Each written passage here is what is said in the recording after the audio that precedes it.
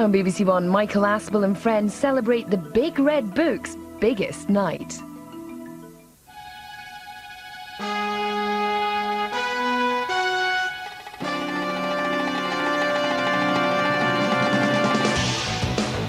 Tonight, the BBC rolls out the red carpet to welcome some very special guests who are gathering here in London from around the world for a unique occasion. The names on the invitations have all in their time been inscribed on the Big Red Book. This Is Your Life presents The Night of 1,000 Lives.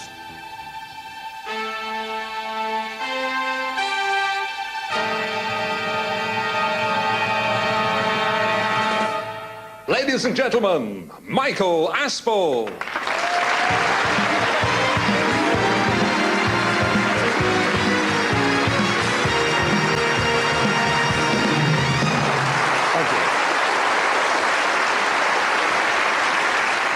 Good evening. Most of our guests here are part of a very special club. A club none of them applied to join. It's been established for more than 40 years now and has given just over 1,000 members the surprise of their life. Tonight there'll be reunions with many of them as we recall their stories, reveal some of the show's secrets and rerun some classic moments. This is a celebration of celebrations, as for the first time ever we open our library of big red books and say, this is your life, this is your life.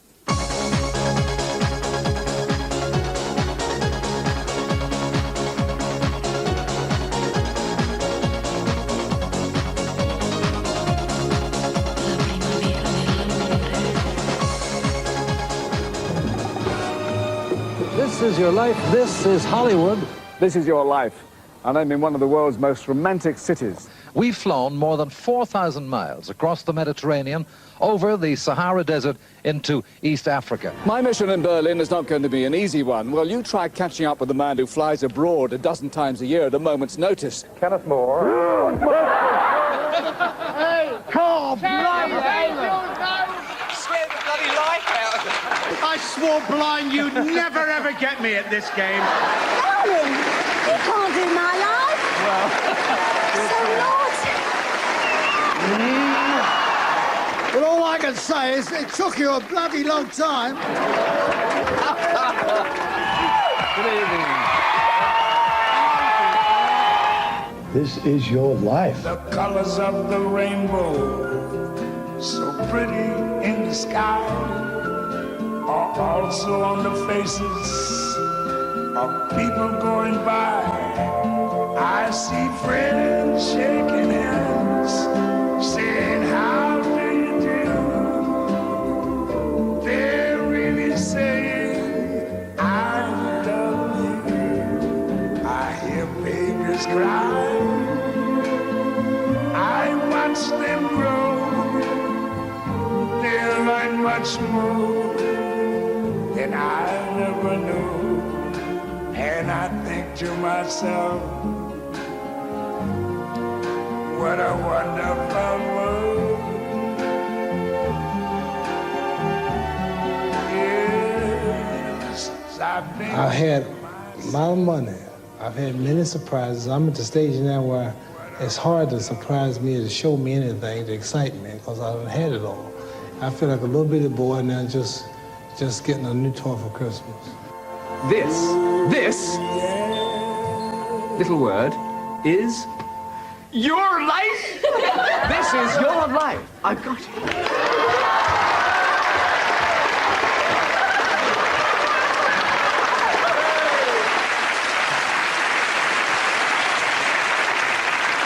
Believe it or not, I love that sweater. What people remember most about their own This Is Your Life varies a great deal, as we can hear first from someone I surprised not long ago in a very famous pub. And I tell you what, we've got another do. You're invited to another. Steve Owen, Eda's Martin Kemp, tonight, this is your life.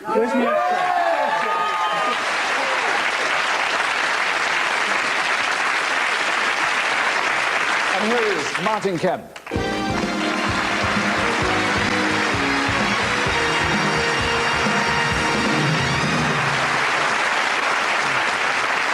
good to see you again so soon. That close call must be very fresh in your mind. Yeah, it is. You know, I was expecting to go out for a curry that night, celebrating my first year of EastEnders, but you showed up in the Vic and changed all that. But, you know, I remember being a really small boy lying on a carpet with a bag of crisps and some Coke and thinking, you know, one day I really want to be on that show. I really want someone to turn up with that red book.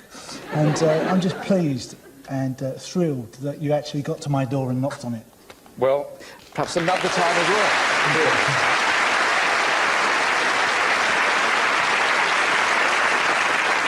We have someone now who was told by Eamon Andrews, I want to tell your story, way back in 1961.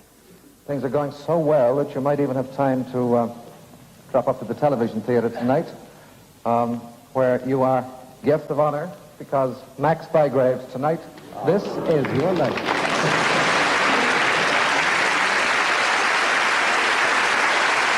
Within nearly 40 years of This Is Your Life, here is Max Bygraves.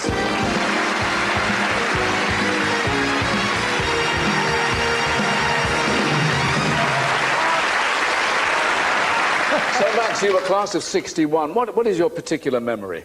Well, it's hard, you know, because I was only 11, and...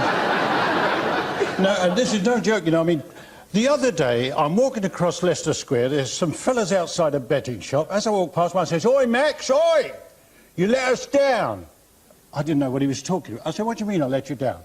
He said, "When Benny Hill and Frankie Howard died, we had you for a treble."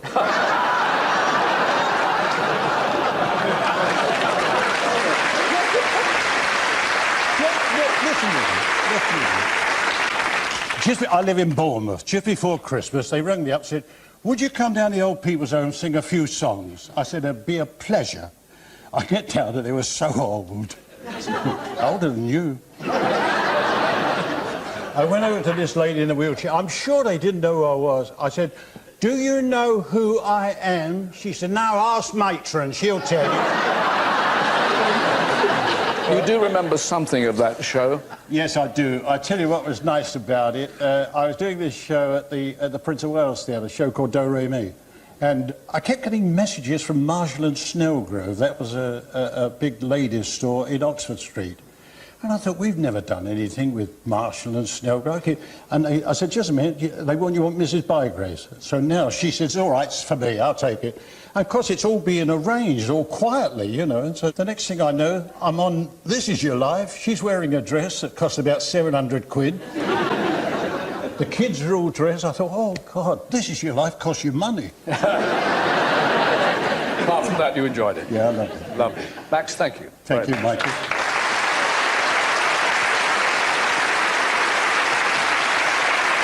Now, none of us know exactly what our friends think of us. Hopefully, we never will. But This Is Your Life does offer the chance to go public on private relationships. Tributes can be warm, affectionate, and occasionally very frank. It's not all, "Darling, you are wonderful."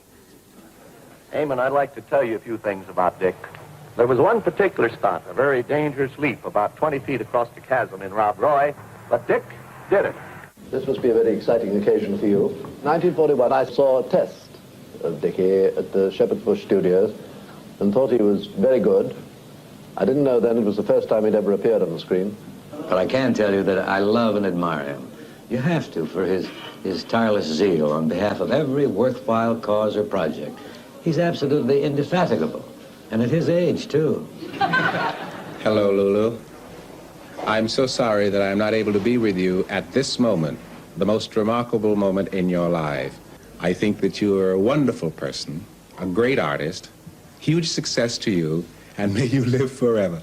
I am very pleased, Eamon, to be a part of this tribute to one of my dearest friends. I know a lot of people will probably say that it sounds like After You, Alphonse, and he's the greatest and all that, but it happens to be true. I've never met a kinder or more generous man in my life. Frankly, I'm very nervous about talking about you on this program. I think you to be not only merely a great comedian, but a tremendous actor. And I envy very much that fantastic, tragic mask that you pretend is your face. Hello, Diana, and hello, Eamon. I have such fond memories of you, Diana. when you first came to California back in the days when we were both sex symbols. Remember? You came to my home in the valley in San Fernando. Hello, Eamon, and hello, Joan. I just think you're the most beautiful girl on film today and one of the best actresses we had. And I'm terribly pleased with your success.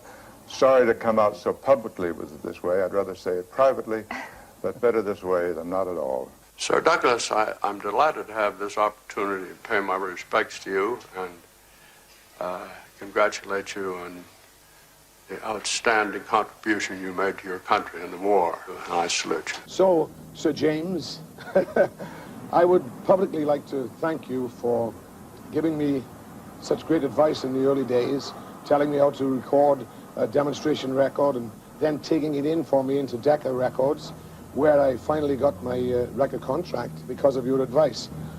And tonight, all of the Gibb brothers are being honored by This Is Your Life. Am I happy to be part of this celebration? I plead guilty. Bert, it's Eric Clapton. Thank you for all those tips on guitar playing that I got from your book when I was a little boy. Hi, Ian. Hey. When I was directing Braveheart, I wanted someone with your kind of juice to play the father of Robert the Bruce. And you were the guy. Hello, Tim, Matthew, Denise. Good evening. I grew up watching you on the television, and I hope that you know that you're responsible for a whole generation of pop stars acting like builders. When you were first suggested of being on my TV show, I seriously thought of turning you down. Not because of your voice, which is beautiful, but after a couple of drinks, who the hell could pronounce your name? Hey, Humpy, it's Eggelberg. You gotta change your name, boy.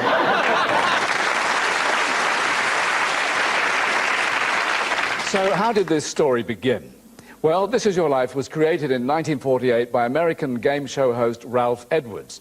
On his radio show, he introduced a segment in which he reunited servicemen who'd been wounded in World War II with their friends and families.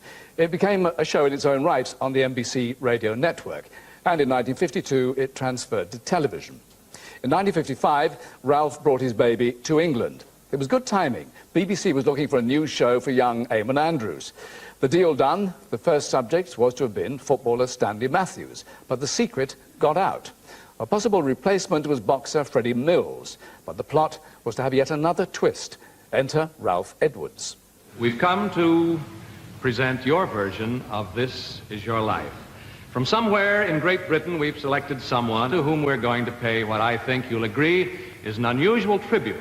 Do you think tonight that this might be your life, Freddie Mills? It would never surprise me with this show. Well, I don't know. Now, you've known this gentleman for some time, haven't you, Eamon? Yes, I've known Freddie a long time. Yes, and I know of no one better qualified to read the name than on the cover of this book, which might interest him. Would you read the name on the cover of this This Is Your Life, Ben? Will you hold that, please? Sure. Right there. This is your life. This is your... Your life, Eamon Andrews.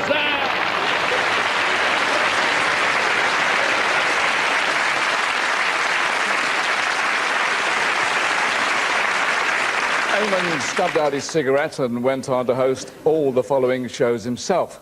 This Is Your Life made itself at home with the BBC for the next 9 years, and Eamon did catch up with, among others, Stanley Matthews.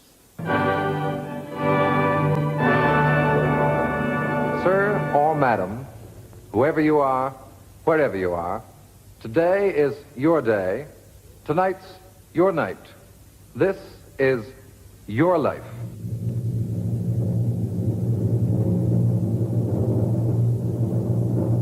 Up towards his man there, and yes, he's got the ball again. That's fine. Well, now we're going on to have a look at... Not quite. Stanley Matthews, this is your life. Sit in our chair of honor, Stanley. You are right here. These boys are very much a part of your life, and it's all here in the book, because Harry Seacombe, this is your life. Oh, thank you. Thank you.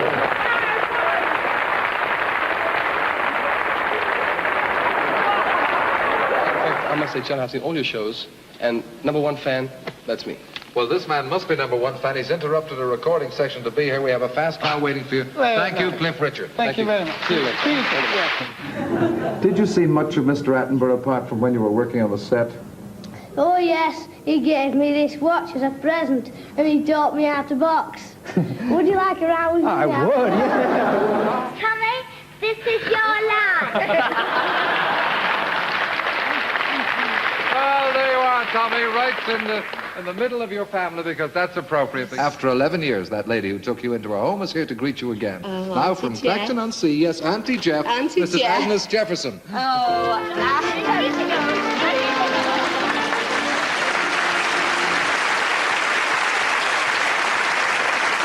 And with us tonight from those BBC years, Sir Norman Wisdom, Dame Alicia Markover, the Reverend Paul Burrows, Major Richard Carr Gum, and Brian Lord Ricks. Now, the pickup, or what we like to call the surprise, has kick-started This Is Your Life since it first appeared back in 1955. Indeed, the essential ingredients of the show, a scrapbook flick through the life of our subjects, have, like myself, barely changed. We often surprise subjects at their workplace, and so it was at Lime Grove Studios in 1960.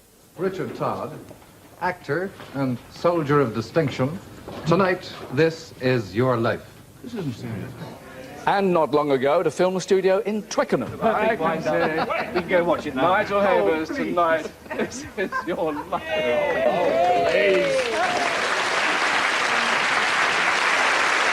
And they're here, Richard Todd and Nigel Havers.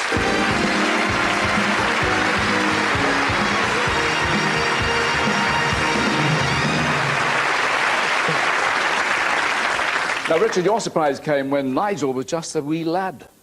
Did you have to point that out? I was a very, very small... No, sir. You had a close encounter with Eamon a few weeks before your life was done. Actually, a couple of days. Because I went into a restaurant in London by myself one night, and there was Eamon and his lovely wife, Grania.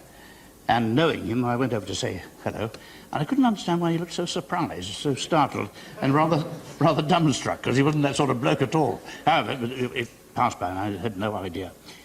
And on the Monday night, we were having a dinner party at home, and one of the guests happened to say to me, "What would you do if you were caught on This Is Your Life?" And I said, "Oh, that would never happen to me." Good Lord, no. I mean, Kitty, my wife, wouldn't stand for it. She knows that I wouldn't put up with it at all. Poor Kitty, who'd been conniving with Eamon and all the others for months before that, nearly died. Nigel, your evidence, please.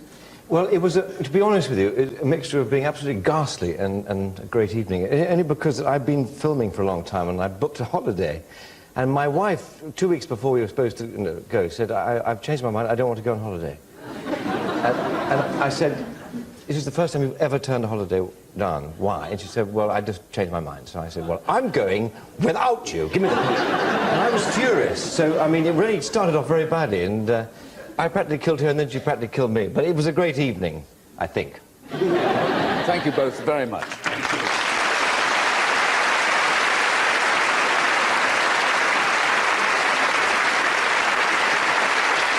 Now, the last book in the first era of the life was presented in 1964. The BBC thought the show had run its course. They didn't know about focus groups then.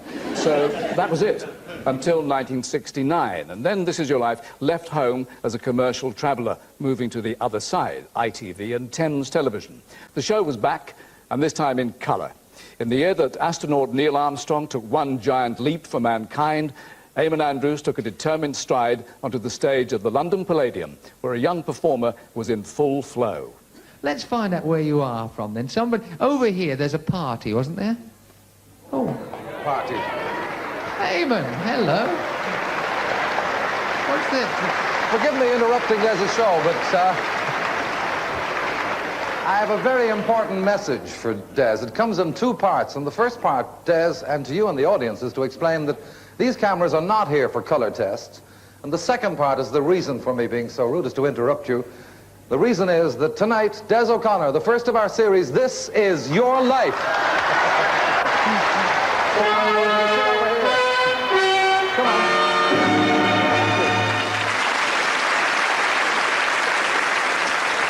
Well, he was starring in the Palladium then, and he's on stage again tonight, but we can catch up with him, still in colour and now in digital widescreen. Des O'Connor. Hello, Des. Hello, Michael. Hello, everyone there. Hope you're having a fun evening. I had a fun evening when I did This Is Your Life. During the day, they carted me away from the Palladium, where they taped the show, and they put me in a car, took me up to Newmarket. I thought, this is wonderful. But the driver had been told, get him back late, just in time to do his show at the Palladium, which they did. And I panicked, I got ready, I thought, I've got to get a little bit of fresh air. And I went up to the stage door, and I was standing there, and the traffic was going by slowly. And a coach went by, and in that coach, I thought I saw, that's my dad with Danny LaRue. My mum with Lonnie Donegan. What's my sister doing with Max Bygraves? So I was in a kind of shock. I went down and said, give me a brandy. I said, I'm not too sure I can do this. I've just been hallucinating. He said, get on, get on. So I went on, and Eamon walked on, brought the book on. And eventually, there was a This Is Your Life, live in the middle of my show at the Palladium. It was a memorable night, I'll never forget it, and I hope you're having a fun night there. Thank you, Michael. Thank you, Des.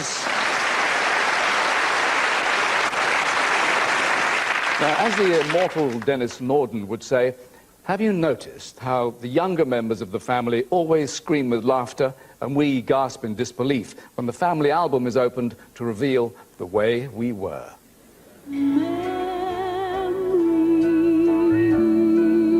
Like the corners of my mind, misty watercolor memories of the way we were,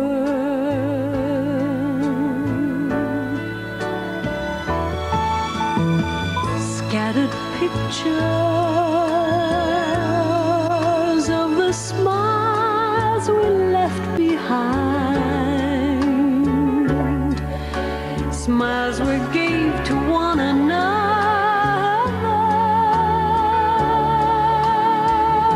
for the way we were.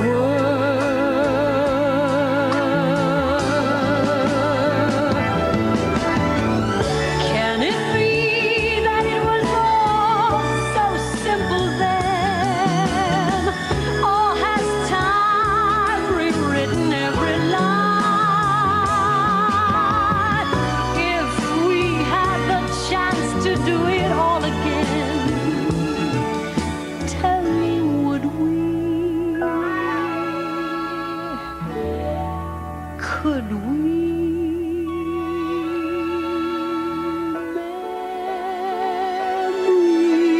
Memories may be beautiful, and yet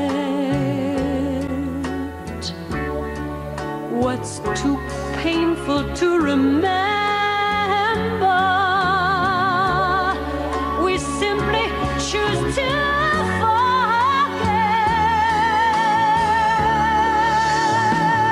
So it's the laughter we will remember whenever we remember the way we were,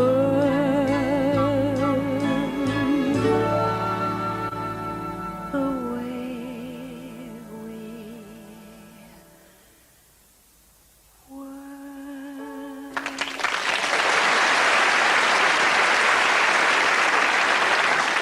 How sweet. We have a couple more for you now, both girls. This time you get a clue. They both grew up to be larger-than-life stars.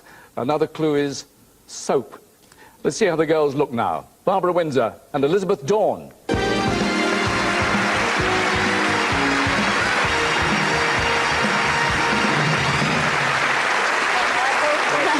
Lovely to see you.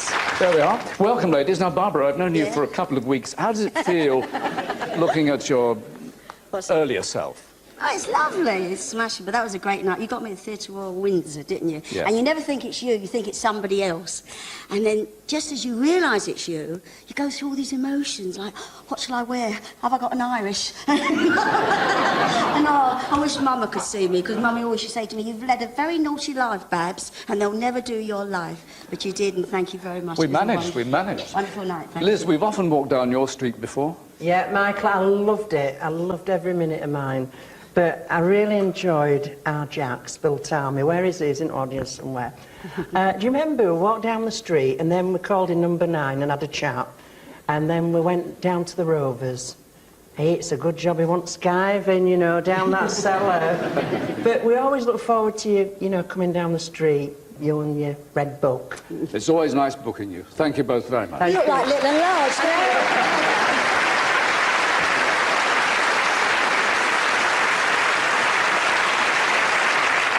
Now, tonight's guests are here by invitation, but when they were the object of our attention, they were the last person to know what was going on, right up until the moment that they were confronted with the big red book. All that plotting, all that planning, all that deceit by loved ones, and in some cases by agents and managers. Yes, they too can be devious. In the countdown to a show, we play some very funny word games in the production office. Every prospective subject is given a code name. All paperwork and telephone calls will use only that code. Now, Leslie Joseph, like everyone else, you discovered your code name after the show. What was it? Yes, it was coat, as in Joseph in his Technicolor dream coat. Of course. Rula Lenska, what was yours? Mine was metric ruler. That's not bad. Rolf Harris. Mine was Tweed, obviously. Harris Tweed. And Frank Bruno, what was yours? Glove. Well, you get the idea anyway. And now something for lovers of vital statistics. Introducing the youngest ever subject of This Is Your Life. At the age of 20, she was well established as Britain's first supermodel. And the most senior recipient of the Big Red Book, 99 years old and still riding his motorbike. And they make a lovely pair, Twiggy and Len Vale Onslow.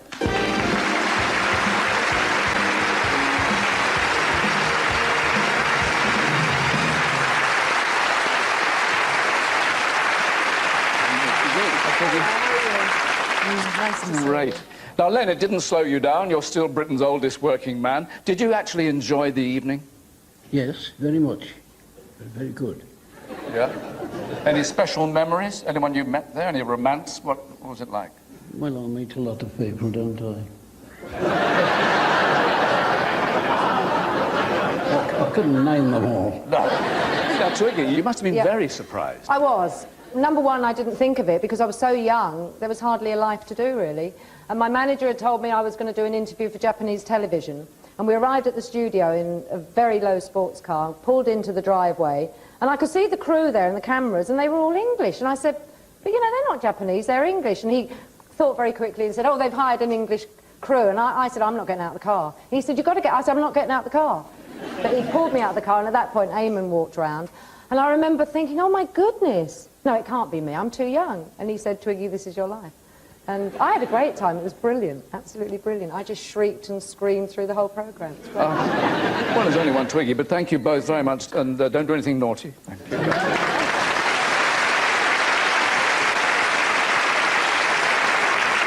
In the build-up to each show, it becomes more and more a hush-hush operation. We even have a World War II poster on the office wall with the caption, "Careless talk costs lives."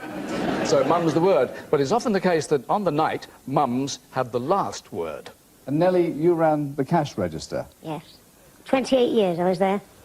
And the cash till. What was it Bernard used to say to you? Well, he used to say, now listen, Mother. If the lights go off, just fling your body over the till. Just fling your body over the till. Thinking about the money, not me. Thinking about the money. When I found out he had taken my washing, that I'd washed and ironed, to the rag and sold it to the rag and bone man for a penny wristwatch, that's when he got the hiding. Am I right, Mrs. Corber, that he tried to grow out of these uniforms? Yes, well, his favourite Aunt Nell was a bit worried about his height, so she sent away for a course, how to grow tall, which meant stretching exercises. So what we did, we put Ron up against the cupboard and put a drawing pin up above his head so as he couldn't reach. And the idea was that he stretched and stretched for hours. Every day? Every day. And in every way. I got better and better. Now, Frida, you were rather proud of his chubby legs, I gather. Well, I still am. He's still got lovely legs. Sure, Mike. Takes after his mum, actually. Hello, Mr. Trevor MacDonald. You may seem odd that your own mother, to be calling you Mr. Trevor MacDonald. But at the age of 3, that is the way you wanted to be called, because you said nobody must call you Trev or Trevor. They must say Mr. Trevor MacDonald. But you asserted your femininity when you went to ballet classes, didn't you? Yes, and I got my own back on him then. You're going to kill me for saying this, Ian, because Mum made him come with me. Is that true, Marie? That's quite true. Well, Les used to do ballet dancing, and I thought it would be a good idea. I've got 4 months for this lot. And I thought it would do him no harm, so I sent him along with Dale.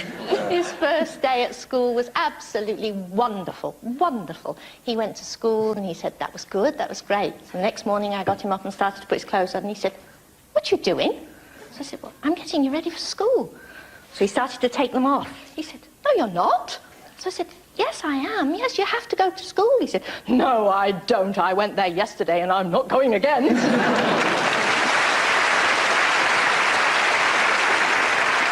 Philip Schofield, are you still talking to your mum? Yes, yeah, it was the equivalent of having all your naked baby photos on display once again, but no, we are talking. She had a great time. But I really did think that your education came for one day and that was it. You learnt everything you needed to know. Well, for some people it is, of course. Well, school days may or not be the happiest, but we have compiled some top form reports. What was he like in class? At first, he was a most precocious child and a positive nuisance. I remember, though, that the parting words that I said to him when he left, I shook his hand and said, well, Richard, I wish you well. I said, my forecast is that you will either become a millionaire or you'll go to prison. Sister, you turned out to be one of the best football scouts of the century. And because when you took the football games of that little school, you made a certain recommendation in his school report. What was that? That's right. I wrote, Kevin's football must be encouraged. By coincidence, his mother rang me.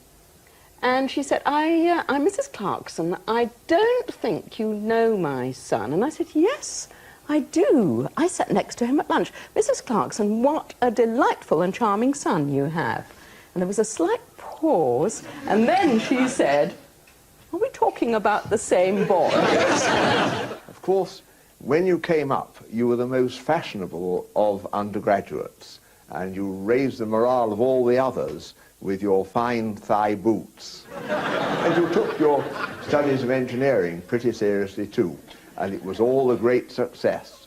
Well done. Your teacher at St. John's, now a remarkable 90 years old, Miss Mariana Sefton. Hello, Kev. Now I'm older than some of your jokes.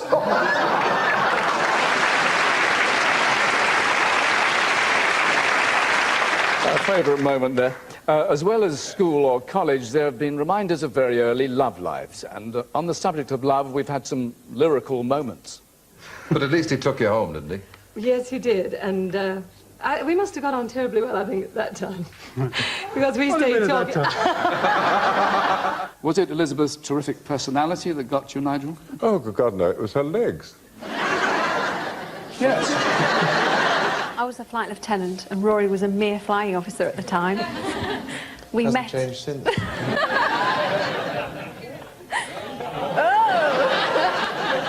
We met playing husband and wife. It was meant to be, wasn't it? And the first morning of rehearsals. I was an innocent 58-year-old at the time. We met 10 years before we actually got married and didn't really like each other very much, did we? I thought that he was a grump and he thought that I was a flirt who always had a glass of wine in her hand, and he maintains that he was right and I was wrong. I asked her if she'd like to come and have a drink with me the following evening in my flat. And to my surprise, that's enough from you lot. That's enough from you lot. And been up too eager, did you? No. I'll meet you at East Croydon Station and show you London. He was so kind. I fell in love with her instantly, and I knew within minutes that I was going to marry her. Ricky, it was Nina who pulled your life together. I think sometimes you need somebody in your life who can see exactly where you're going, and Nina saw where I was going, and it was not the right way. There's no doubt about it. And if you love somebody very dearly, they can pull you together. And there's absolutely no doubt about it. You should be doing this lady, not me. Oh. No. Well said.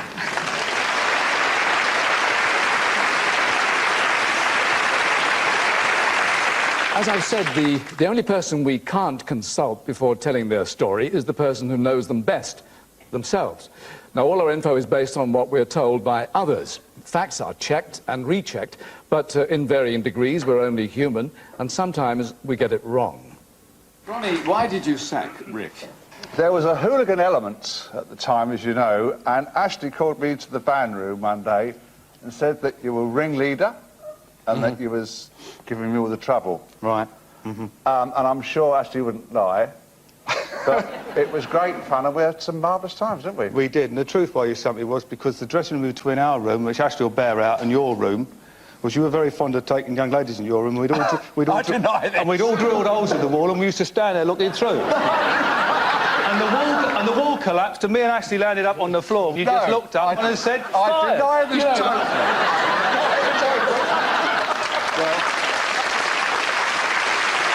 Please your mother, you enroll in a business studies course at South London Polytechnic, but you only last one term.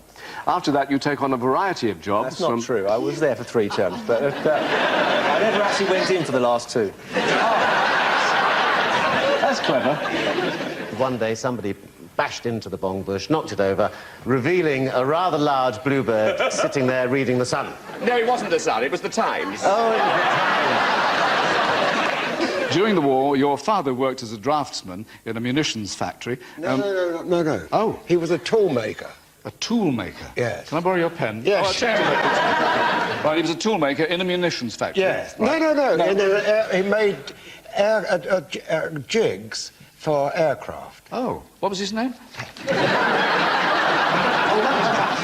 But he was earning extra money in a dance. Yeah, that's right. Not much. Thank goodness for that. He started to teach you the piano, but you had No, he never taught me the piano.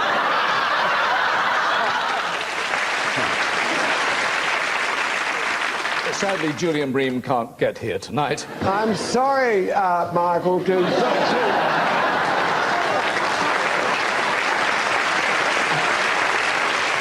I should have known that on row 17. You got it wrong again, Michael. It's 80. Row 80. Thank you very much.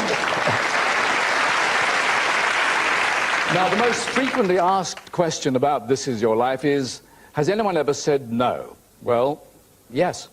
On February the 6th, 1961, footballer Danny Blanchflower sold Eamon Andrews a dummy when he walked away. There's no footage of that moment, I'm afraid, but it made the newspaper headlines the next day. It was a rare but not quite unique experience. When Eamon surprised author Richard Gordon in 1974 at what was supposed to be a script read-through, he got a rounded and slightly hairy response.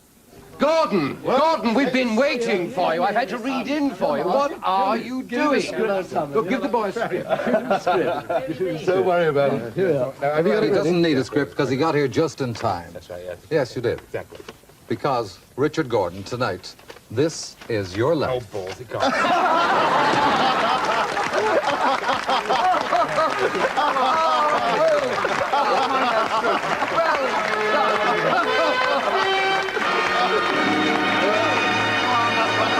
You don't need that. Come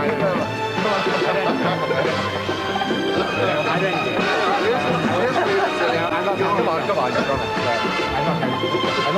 Sit down here. Come on. We have to know. Come on. Oh, come on.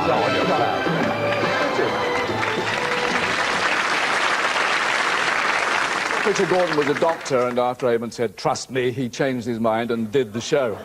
So a happy ending. One of the greatest pressures on This Is Your Life is, obviously, keeping the secret. And that can put a great strain on the nearest and dearest. Sue Nichols, you know what I mean. Yes, but I think we had it quite easy, actually, Michael, because my husband and I don't live together very much. Read into that what you will. But no, in fact, I loved every moment, and I had no idea at all. It was just after you got me, and I was sitting there, I realised my darling husband the weekend before had spent the whole of the time suggesting that I had my roots done, which was quite sweet of him. I mean, I know he cares what I look like, but I didn't really think that he bothered that much. So after the third attempt, I went and got them done. Not tonight, I haven't, I'm afraid, so... Wonderful. But Mark, you're the one who took the strain then. Yes, yeah, but it was easy for me, you know, because as Sue said, she lives in Manchester and I live in London, and we meet up at weekends. But the problem was that when we met up and we had a few glasses of wine and we were catching up on all the gossip and all the things that happened, I mean, 2 or 3 times I almost let it out. I almost said something that would have alerted her. Now, we have one big enemy on the show, and that is the clock. But sometimes Tempest really does fugit, thanks mostly to a group for whom timing is usually everything. Comedians. Next came Wirral Grammar School, then Oxford University, where you earn first-class honours in philosophy, politics and economics. In fact, a right clever tick of ever, wasn't it?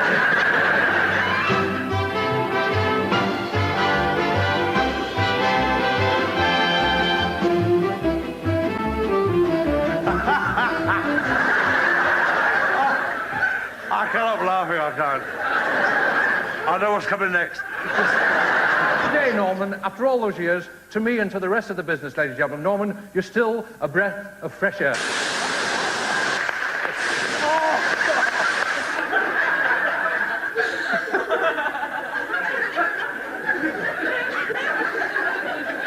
Who is it?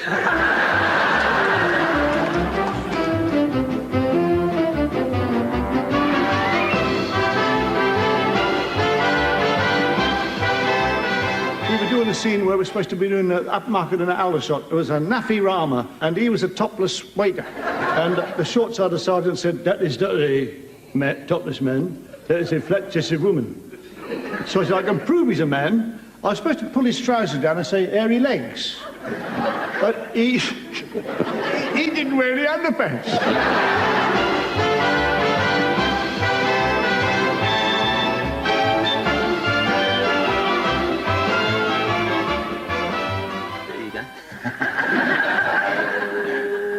Spy Force Billabong has about a bit of please never made a good film for me to talk about. By Joe! By Joe! By Joe! A well-known comedian was arrested today for impersonating a fabulous and absolutely bloody brilliant newsreader. The comedian was heard to say, yes, I've got to hold me hands up. It's a fair cop. It was me that done the blag. I've got to admit it. This has been Trevor McDonagh, News at 10, London. Do you remember that wonderful clip? They were trying to talk about the swingometer, and we had one in the studio. There it is. Don't forget, watch that swingometer. If it goes that way, it's Neil Kinnock. If it goes that way, it's John Major. If it goes that way, it's Paddy Astor. Right?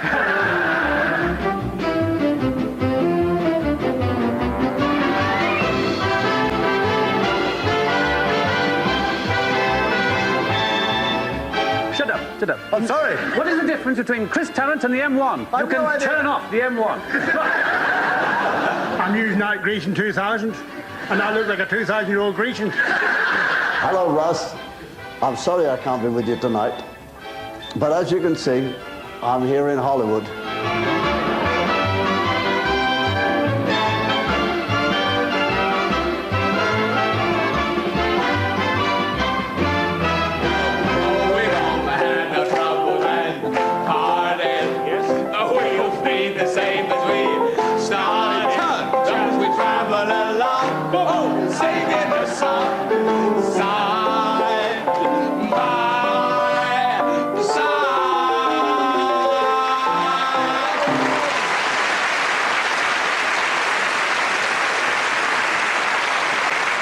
A bit of a knees up to end that show in 1983, and joining our party now, Jimmy Tarbuck.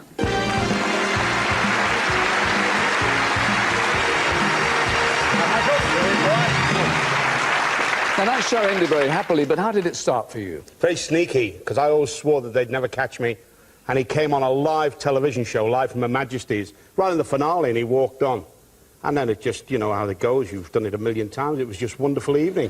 But I should have known something was up. When I saw the tent in the back garden, and Paulie's mother was in there, my brother, all the family, I thought something's up there. But I love the show, because for me, what I love about it is the sporting heroes that I see in the audience, like Kenny Dalglish and Sir Garfield Sobers, people who I really love the company of. And at home, particularly in the Tarbuck household, it's not so much the show business pals, though I'm pleased that they've got it. It's when you see the lifeboat men, and like the old gentleman there of 90-odd, by God, he looks... Well, I thought it was Bob Monkhouse at first. He really is marvellous, and I just think it's a great show and more power to it. Good to see you, Jim. Nice to see you. Thank you very much.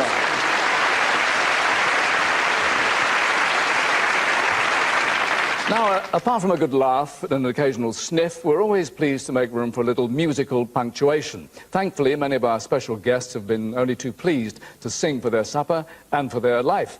This next burst ends with one you'll all know, so feel free to join in. I'm going to sit right down and write myself a letter and make believe it came from you.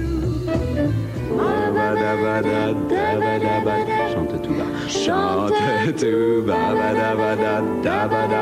You see, we always have a problem with the key. The key is perfect for her, but it's not mine. No, we chose it for you. It's fine for you, it's bad for me. Okay, do it the way you want, then. Darling, listen to this song and sing beneath the silver moon with a banjo riding tune. My heart is ever true. I love no one but you, my Dixie darling, my Dixie queen. Set out on the feast of late, bow deep and crisp and brightly shone the moon that though the frost was when the woman started gathering winter. Oh, I know Pharaoh David got me dead. He's got what I need out there. When the world goes wrong and a guy gets blue, he's the man that made me get up both my dancing shoes.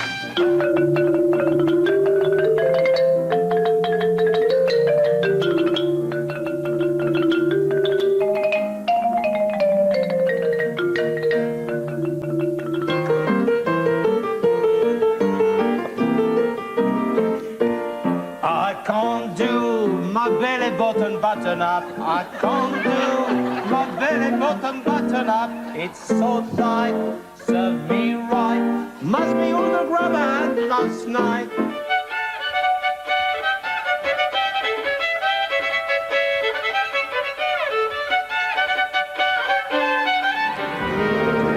Sleep again.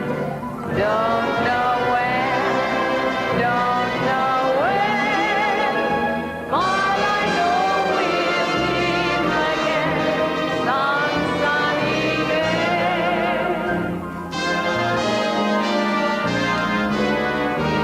Keep smiling.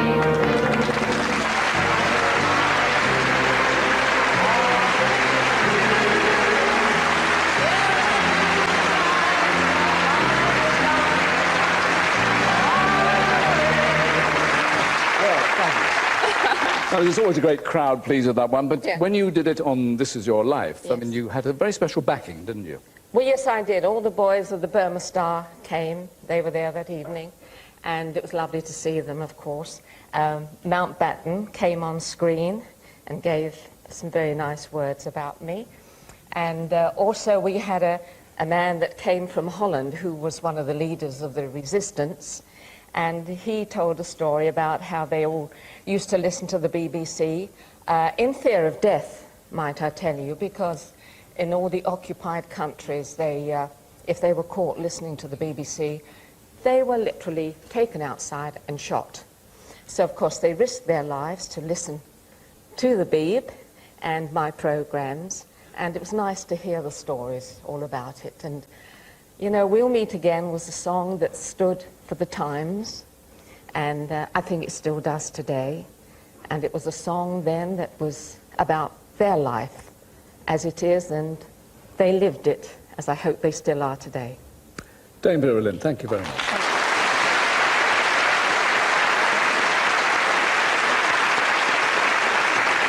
In May 1971, someone surprised by Eamon had a memorable double booking.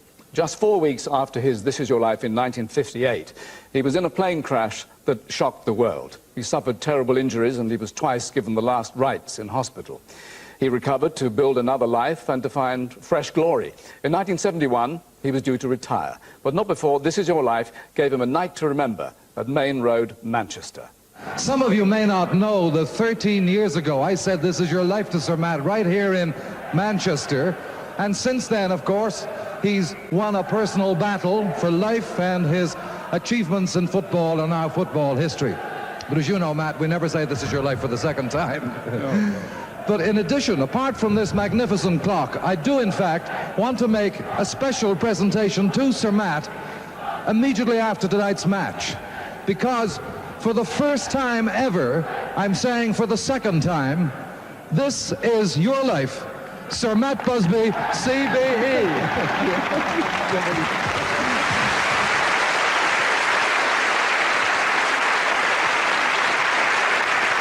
In that final shot, you saw Sir Matt, Bobby Charlton, Joe Mercer, and Eamon himself, a boxing champion of Ireland. All of them, in turn, on the receiving end of the Big Red Book. Many sporting heroes have added one to their trophy cabinets, and here is a lap of honour.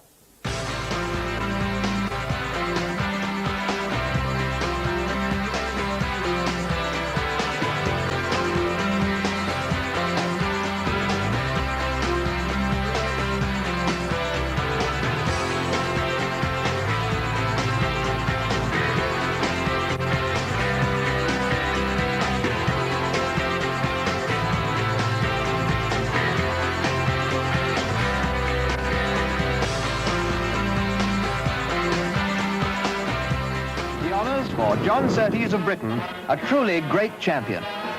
Freddie Truman's greatest feat to date in a test match, and it's completely swung this match. By now, Sterling Moss has left everybody else in the first ever British winner. Bobby Moore led England up to the Royal Box to receive the Jules Rimet Cup and the winners' medals. Tony Jacklin. Oh, it's in the hole! Gets Charlton in the middle, so too is Aston. Charlton! Another! Manchester United have done it! That's Sobers' 100, and what a magnificent 100 it's been. This is Gareth Edwards! A dramatic start! What a score!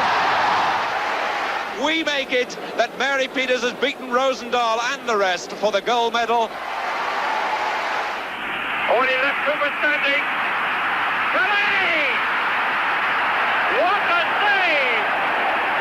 Good bank! It's Conte, world light heavyweight champion at 23. So 2 championship points for Virginia Wade. Yes, she's done it. Smith! Yes! King in second!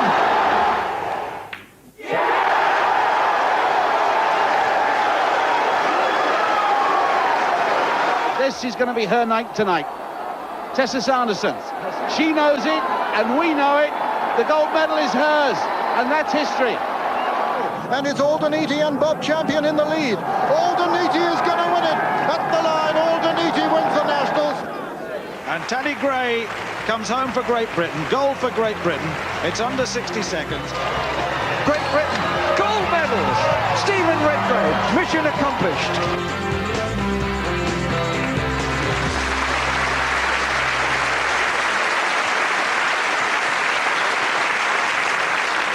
Eamon Andrews loved his sport.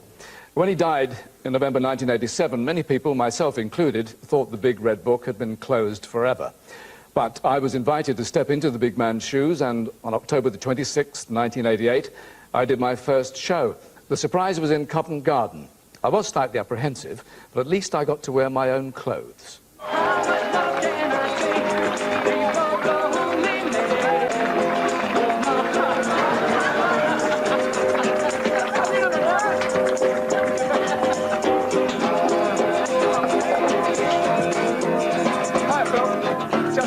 Friends in their best clothes have gathered around so that I can say to you, Phil Collins, actor, pop superstar, this is your life. Oh, I can't say what I think. Really? You go, you sure.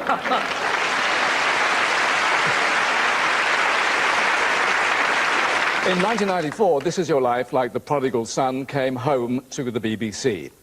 Now, family reunions usually involve a quivering lip, and it's always a proud moment when the children of the famous show that the family reputation is safe in their hands. And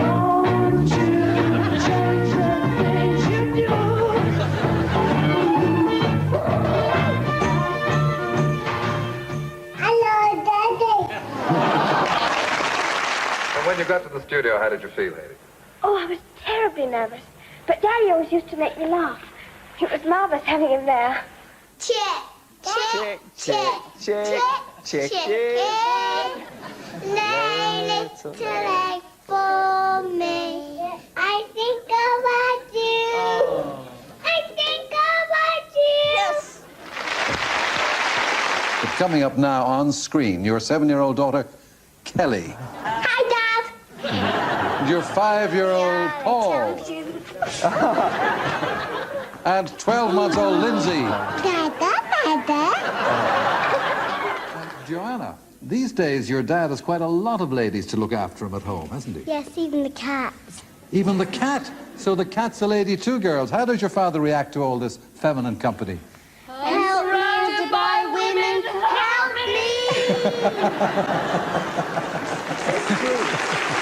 me. Welcome to our new show. This morning with Jack and Chloe. We've got a great show lined up for you today.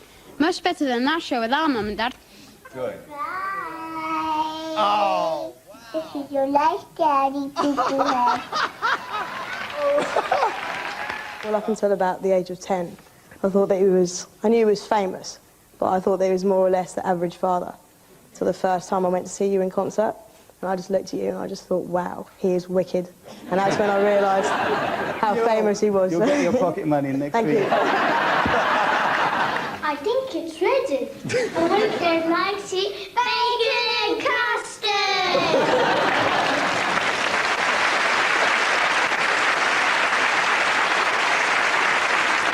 Gary, I've often wondered what chefs eat at home. Is that true? Well, actually, I don't know whether to thank you or blame you, Michael, because since filming that, it's become the house speciality, and I have to eat that every week. Thanks. Good luck. Well, one group of children that had a huge impact on audiences were from the Chicken Shed Theatre Group, which encourages youngsters of all abilities. This Is Your Life honoured Mary Ward, one of the company's co-founders. Her evening was rounded off by a performance led by 16-year-old Lisa Hermans. I am in love with the world, with its fires and its seas and its pain. I am in love with the world as it spins round my soul again.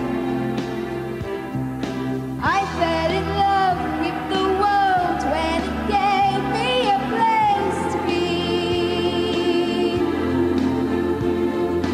You cannot fall out of love with your world shining through.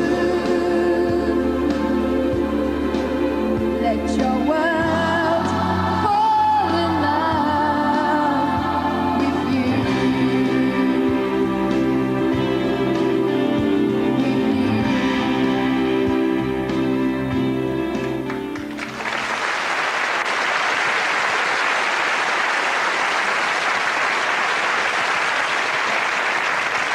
Part of our job is to bring people face to face after sometimes years apart. It has to be said that what with emails, mobiles, faxes and supersonic flight, staying in touch is a lot easier than it used to be. Future shows could be on the internet. But for the present, This Is Your Life still means getting together in the warm and living flesh. Frank, you joined the army. Every morning your sleep is disturbed like this. Oh, no. Anyways. Oh, no. I don't believe it. I don't believe it. The same bugler who played Ravelli 40 years ago, Eddie Flanagan.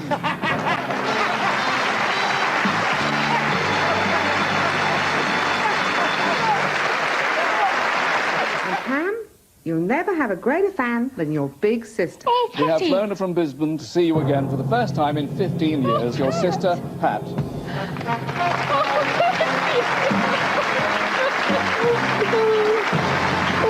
After the first year, we lost all our wages in one night gambling in Beirut. And then after the second year, we lost all our wages in one night gambling in Casablanca. I still do these things. I did it a month ago again. Well?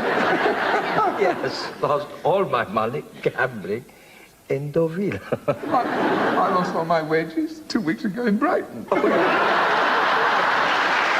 But I'm not 6,500 miles away tonight, John. I'm right here. The man who made that vital decision, we've flown him from his home in Cape Town to be with you tonight, Arthur Lane.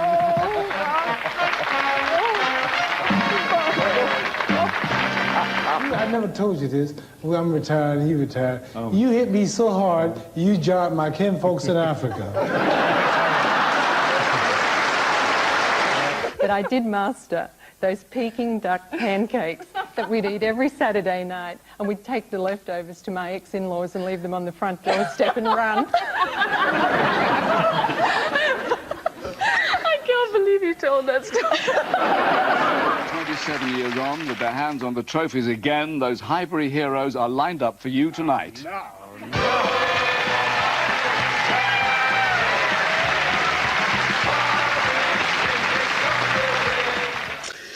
It's a year ago today that I was diagnosed with cancer as well, and I was so scared. I mean, petrified. You just made chemotherapy look so good.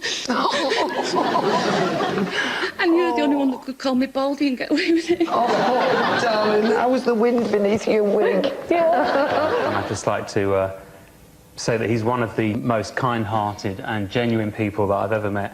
And it's nice to see sometimes that that people get their karma, you know? And I'd like to thank him for looking after my best friend for 17 years. Yeah. Thank you. I'm delighted to be here, and everybody here witnesses how much affection there is for Eric. So I decided what I would do is just write down about 5 or 6 words that sums him up for me. He's a terrific companion, and he's passionate, he's talented, and he's the best of men. Well said, Sean. Eric Phelps, this is your life.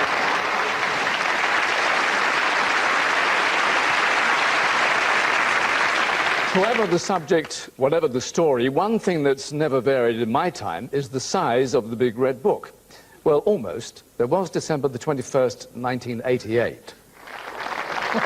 Sooty, you're very welcome. Harry Corbett, this is your life, and of course, Sooty as well.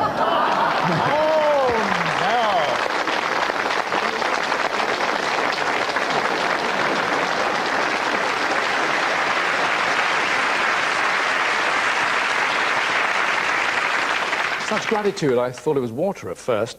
Now, not for the first time, This Is Your Life has been shown a certain lack of respect. In 1957, Eamon was persuaded to take part in this send-up.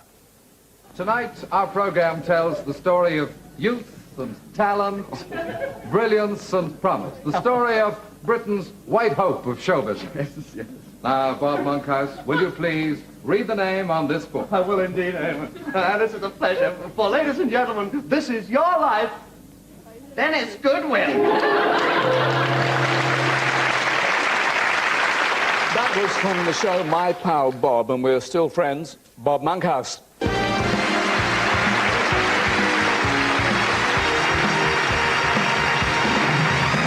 you. Now, This Is Your Life did catch up with you eventually. Yes, it did. It's very thrilling for me to see that you had Tarbuck on This Is Your Life while he still had a little of it in him. It did catch up with me in 1982. And I tell you, I didn't realize how soppy I'd become with the years, Michael. But as soon as I was on, I mean, within the first 2 or 3 minutes, the tears welled up and rolled down my cheek.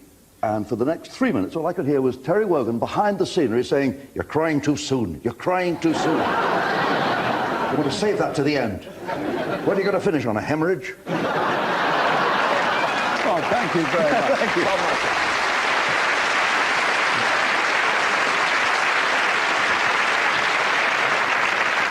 Now, not everyone wanting to offer a character reference can make that long journey to our studio. Too old, perhaps, too frail, or just too many bodyguards. Nevertheless, the odd world leader has made room at the top for a tribute to the right person. America owes a great deal to Britain. The common law, our language, and many of our political institutions. But we are particularly indebted to Britain for giving us Bob Hope. One year, you remember, you came 2 Christmases running. One year there were some very ill children there who we knew wouldn't be living the following year. And she came again the second year. That was when we really saw all she could do to cheer them up. That wasn't the only spot of bother I had with this comedian, because, you know, when a Supreme Commander wins a campaign, they usually give him a title with the name of the campaign in it. So I signed my first letter to Bob, Mountbatten of Burma. What did he sign as reply?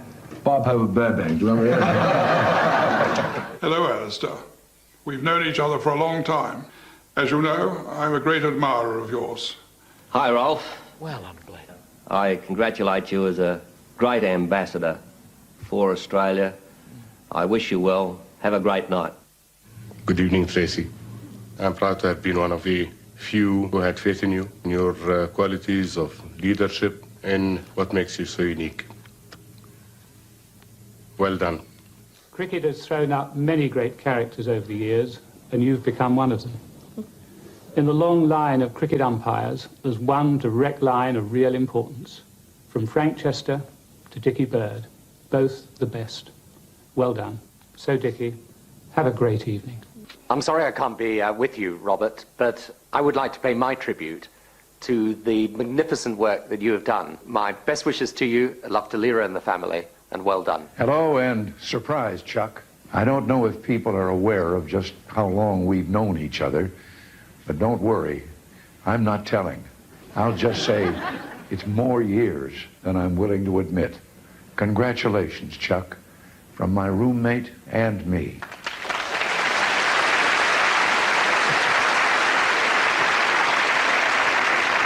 Charlton Heston also received a tribute from former President George Bush. Well, you wouldn't expect less for someone who's been president himself, and Moses, even God. But he won his Oscar in the epic Ben-Hur. Now, I popped over to Hollywood and jammed a spike into his chariot wheel a few series ago, but he joins us from there tonight. Charlton Heston, so roll 'em, Chuck. Hello, Michael. Hello, everyone in London. It's quite an honor to be part of this really wonderful event celebrating This Is Your Life. And it was quite an honor when you surprised me here in Los Angeles, I'll tell you that. If you recall, Michael, I was at an exhibition of my wife Lydia's photographs when you crept up on me. It's hard to believe my wife of more than 50 years could be so devious. It was a wonderful evening. I couldn't believe it when both Presidents Reagan and Bush took part in the show. But, of course, they weren't the most significant guests there. There was that lovely lady, Dame Edna Everage, as well. I've just about recovered from that experience, and I still treasure my big red book. Of course, This Is Your Life has recognized many in Hollywood over the years. Bob Hope, Alice Faye, Ann Miller, Howard Keel, David Cassidy, David Hasselhoff, to name just a few. On their behalf, then, and from me, congratulations on this landmark occasion. And long may This Is Your Life continue to be a part of the British way of life.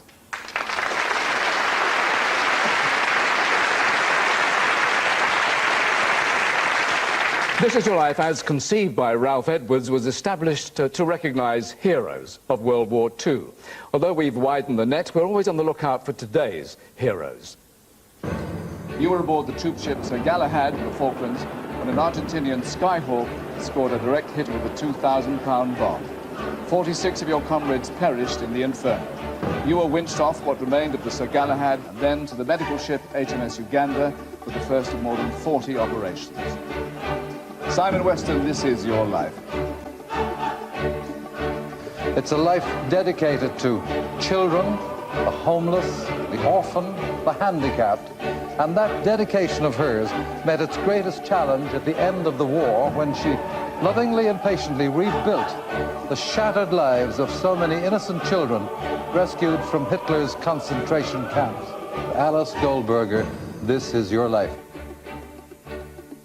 It's a special occasion for that very special stewardess who gave up the high life to provide shelter eventually for over 600 abandoned and desperate children.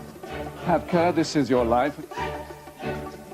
During the dark days of the Second World War, those of you who served in the Allied Air Forces brought hope and confidence to the people of this country through your courage, skill, and determination. The daredevil British Spitfire pilot with no legs, Group Captain Sir Douglas Bader, this is your life. He is a road sweeper who's just been awarded the MBE for services to his local community. Not only does he keep the village tidy, but he keeps an eye on the old folk and the children going to school. Charles Frederick Stewart, this is your life. The courageous character dangling from the helicopter is a man whose job is saving people's lives. The night of July the 6th, 1988, the oil rig platform Piper Alpha was ablaze. 3 times you were winched down to haul badly burned stretcher cases to your helicopter. Now, this is your life, Robert James Pountney. They're young, they're plucky, and they're united by a common bond. Hope for the future and reason to be grateful to a remarkable woman. The life-saving kidney donor card was her idea. You are the British Kidney Patients Association, and thousands all over the world thank God for you. Elizabeth Despard Ward, this is your life. He's Britain's most decorated serving lifeboatman. Over the past 34 years, he's taken part in hundreds of rescues and helped save 319 lives. Your actions and your dedication fill us with pride and admiration. And may God bless you and keep you safe. Hewitt Clark, this is your life. In the rubble of Croatia, you witnessed firsthand the suffering of children whose lives were devastated by war. And that in turn inspired you and Caroline to start a charity that now brings hope to children all over the world. Mark Thurston Cook, this is your life.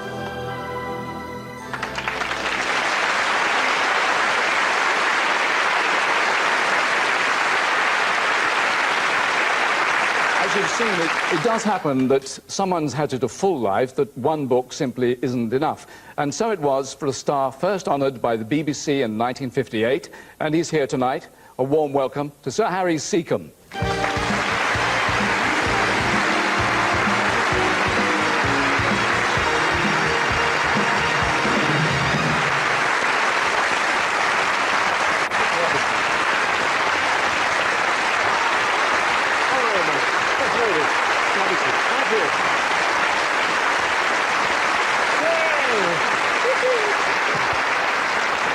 I made it! What?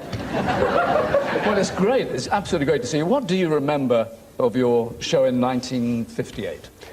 Very kaleidoscopic memories I have. That's difficult to say at my time of life. Thank you. It's 40 years ago. It's very hard to remember. But I remember my mother and father on. That was very, very nice, very joyful. But I was going on a safari to Africa the following day with Eric Sykes. And the last person I expected to meet was Eamon Andrews. Then I did you in 1990. You did, you swine! In Kingston, the book signing session, that's right. 30 years later. Because what you've said also, and it's quite true with everybody's story, is that you're left afterwards with a moving picture family album, aren't you? Yeah, I was delighted to be part of the show, and I still watch it. There's always the element of surprise, isn't there, you know? Mm. Lady coming towards the fellow with a pram and all that sort of thing.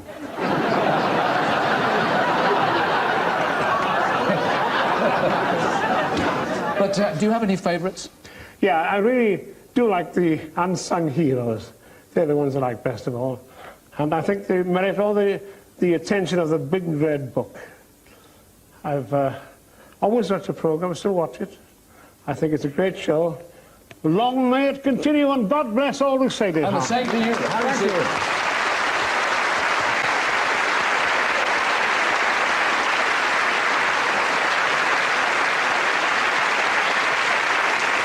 Sometimes we tell the story of long and full careers. Sometimes we feature people whose achievements come early in life. One of the people celebrated not so long ago spends her time helping talented youngsters fulfill their dreams to become stars of the future. Her school has produced some of today's best-known young performers of drama and music. That night, they sang a thank you song in her honour. And now they sing it for everyone here tonight. Well, for the number entitled In Our Hands, the choir of the Sylvia Young Theatre School.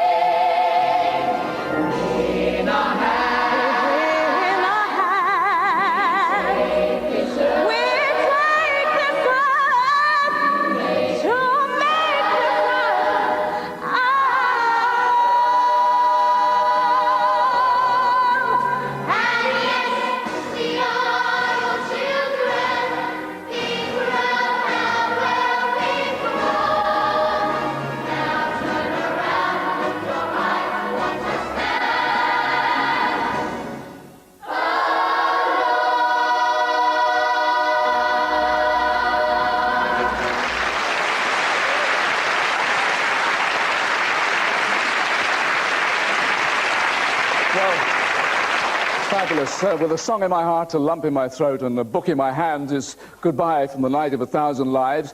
Thanks for being with us. And by the way, I have another appointment soon, and the name on this book could be yours. Good night.